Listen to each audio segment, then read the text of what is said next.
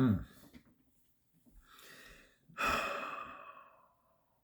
Hmm. A vague theory. What is the canopy theory?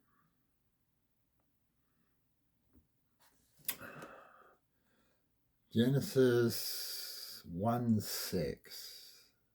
Then God said, "Let there be a space between the waters to separate the waters of heaven from the waters of earth."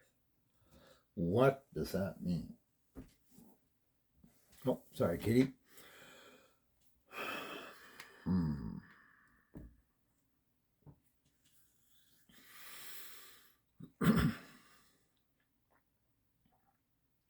Well, this is a theory. What's the theory? Why don't we try and prove the theory? Like we had in a previous episode, where a person in the 1700s wanted to prove the theory of the water cycle, the hydraulic cycle. When a person in the late 1800s wanted to prove the theory of paths in the sea. And what about the theory of the person that wanted to prove the theory of the jet streams in 1922 by a Japanese fellow? What about that theory that was basically ignored until the people flying bombing runs over Japan in 1944 put it to use with their airplanes? Those were three theories that were proven right from words in the Bible. This is a canopy theory. Like we read in Genesis 1:6 in the NLT. Then God said, "Let there be a space between the waters to separate the waters of the heavens from the waters of the earth." A real bright person could look that up in Hebrew and see what it really means. Anyways, we tried to do one on the theory, but it was all the things that we were doing to prove the theory wrong, which they couldn't prove it wrong anyways, because they don't know, because they don't have no clue what the universe and the world were like before the flood, before the fall of man. So anyways, I'm just going to read this theory. What is the canopy theory? The canopy theory seeks to explain, in reference to Genesis 1:6, the waters above the firmament, assuming that the firmament or expanse, as a Hebrew word is alternately translated, refers to our atmosphere. We are assuming here.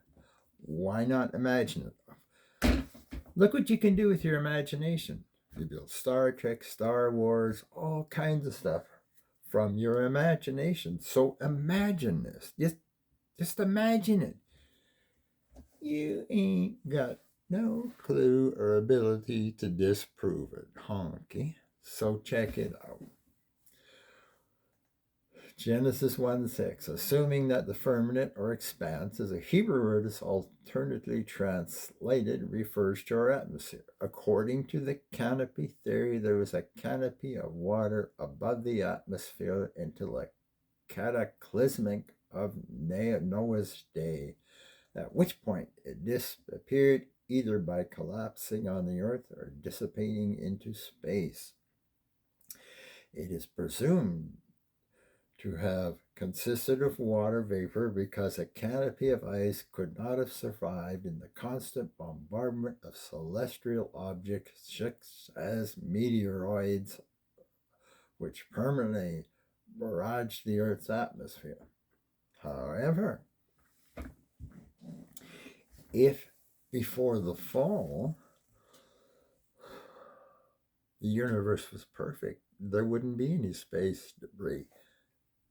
Imagine. That's all you got to do. We're not going against scripture, but imagine if it was. You have no clue. You look around and see the most perfect place on earth, the most perfect environment, and you've got death and destruction. You can't imagine perfection. Well, Genesis 1:20 does not say that birds fly in the firmament, suggesting the Earth's atmosphere. It did also that the sun and moon and stars reside there. I'm not sure. Suggesting the entire sky from the Earth's surface outward, where birds fly and celestial objects reside. The Hebrew word alternately translate firmament, some translations, and expanse in others. It appears 9 times through the chapter of Genesis in verses 6, 8, 14, 18, and 20, and 8 more times through the Old Testament in Psalms, Ezekiel, and Daniel. Have you got a Bible with scripture references it? Check it out. According to Genesis, before there was air or land or any form of life, the earth was a formless mass of primordial mortal water. On the second day of creation, God created the placing in the midst of the water, thereby separating it into 2 parts. 1, 2. The waters above the firmament and the waters below it. The waters below he named sea.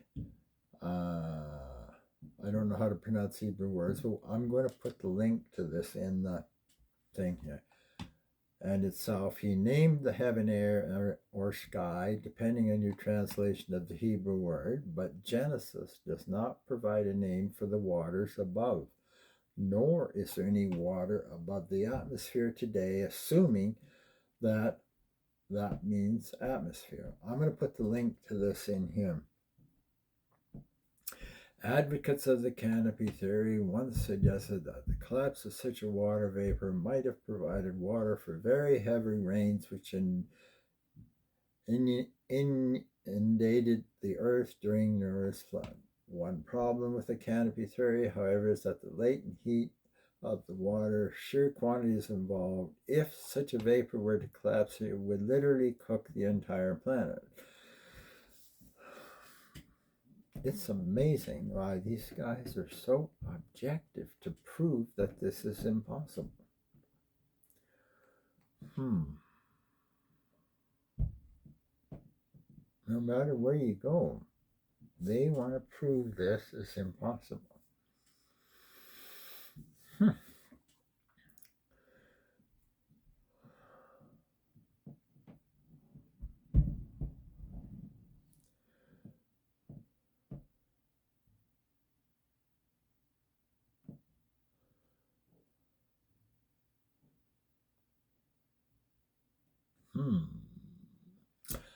Wow, this is amazing.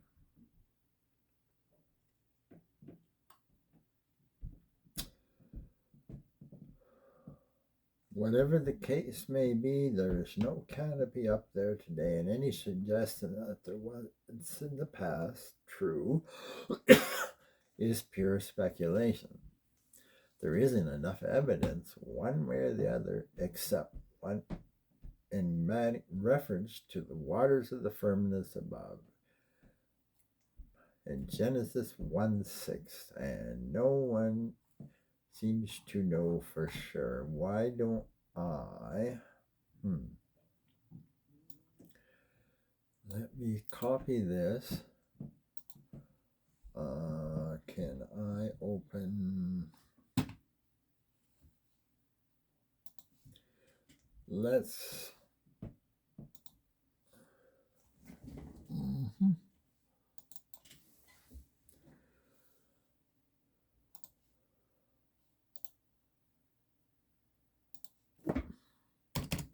Okay, we've opened that here, and go back.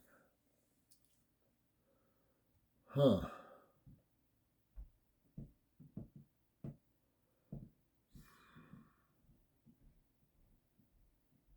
You know what?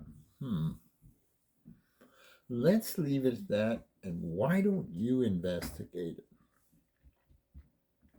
Because all I'm finding is why it can't be. But guess what? Star Trek, Star Wars can't be, according to the Bible. But we can take time to imagine it. So I'm going to take and post this as it is and leave it up to you what you think of that. Okay, what is the state of the water vapor canopy model? Okay, so what I'm going to do is simply put the information up there because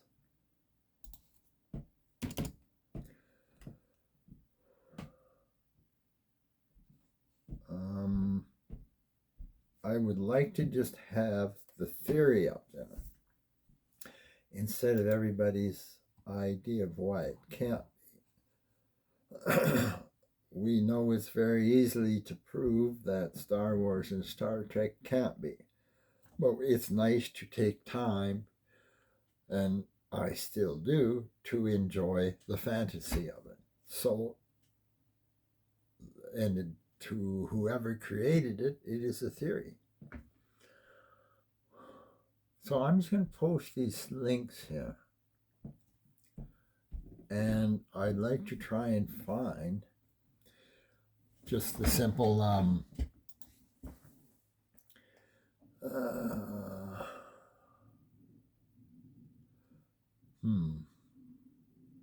yeah. And you have to take a look, check it out for yourself. How does that sound? Because all I wanted was the theory, the fantasy of it, and yet everyone wants to disprove it. Very interesting.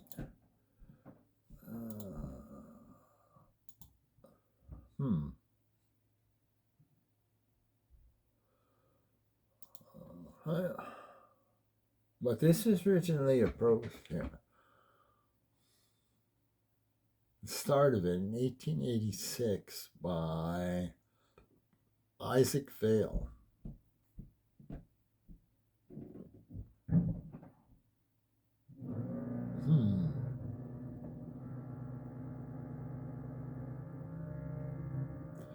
So I think too that is the signal to end this video and just to entice you to investigate it for yourself.